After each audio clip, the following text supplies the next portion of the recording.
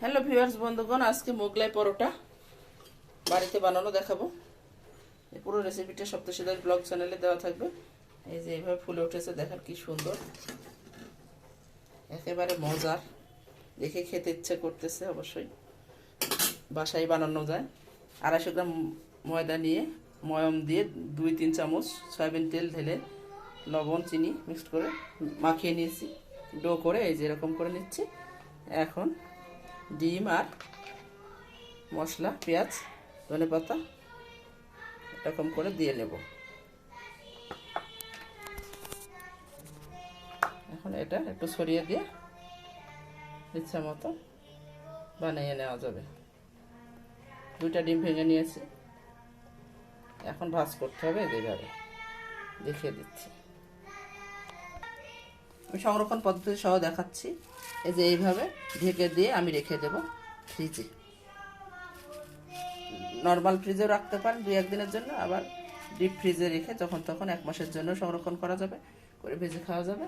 আর এই যে এরকম সুন্দর পরোটা লোকজন আসলে এরকম দ্রুত সময়ে ভেজে দেওয়া যাবে। খুবই সুন্দর ছোট ছোট মিনি পরোটা, আপনারা বড়ও তৈরি করতে পারেন। স্কুলের টিফিনে দেওয়া যাবে। বাচ্চাদের দ্রুত সময়ে স্কুলে নিয়ে যেতে হয় সকালে ভোরবেলায়, সেক্ষেত্রে খুবই ঝামেলা হয়।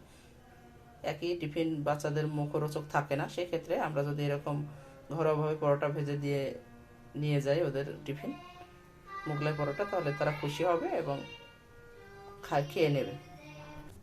এই যে আমি সংরক্ষণ করেছি 2টা। এটা বক্সে সংরক্ষণ করা যাবে, বা এটা ভালো করে ঢেকে রেখে দিলেও হবে।